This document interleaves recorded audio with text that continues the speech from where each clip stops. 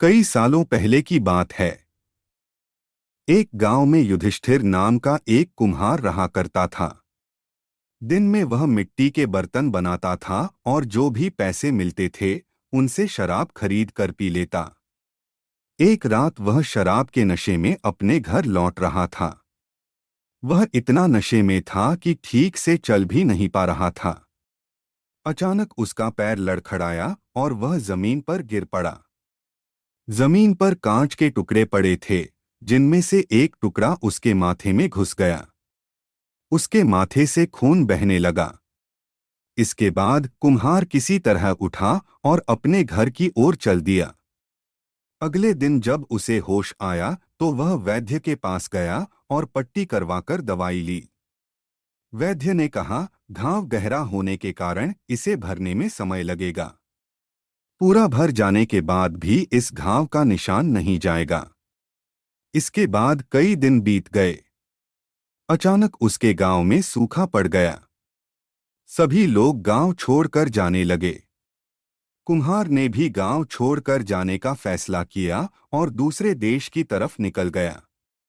नए देश में जाकर वह राजा के दरबार में नौकरी मांगने गया।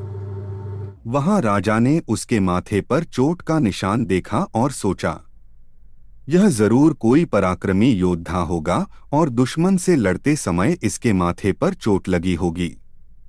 यह सोचकर राजा ने उसे अपने दरबार में एक खास जगह दे दी और उस पर विशेष ध्यान देने लगे। यह देखकर राजा के दरबार में मौजूद राजकुमार, सेनापति और अन्य मंत्री उससे जलने लगे।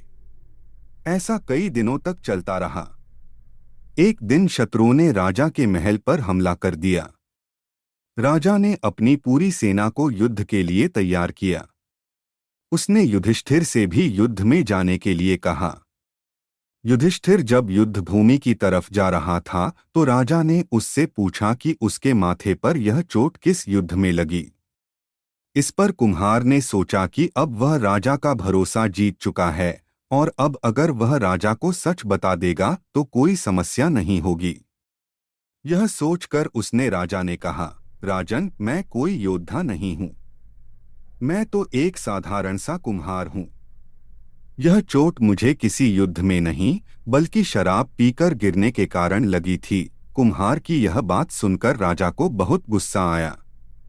उसने कहा, तुमने मेरा विश्वास तोड़ा है और मुझे छल कर दरबार में इतना ऊंचा पद पाया है। निकल जाओ मेरे राज्य से। कुम्हार ने राजा से बहुत मिन्नतें की। उसने कहा कि अगर उसे मौका मिले तो वह युद्ध में राजा के लिए प्राण भी दे सकता है। राजा ने कहा, तुम चाहे जितने भी वीर और पराक्रमी हो, लेकिन तुम शूरवीरों के कुल से नहीं हो।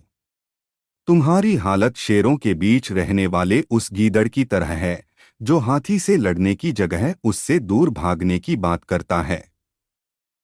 मैं तुम्हें जाने दे रहा हूं, लेकिन अगर राजकुमारों को तुम्हारा राज पता चल गया तो वो तुम्हें मार डालेंगे। इसलिए कहता हूं कि अपनी जान बचाओ और भाग जाओ। कुम्हार ने राजा की बात मानी और तुरंत उस राज्य को छोड़कर चला गया। कहानी से सीख। इस कहानी से यह सीख मिलती है कि इंसान की असलियत ज्यादा दिन तक छुप नहीं सकती। एक न एक दिन राज खुल ही जाता है।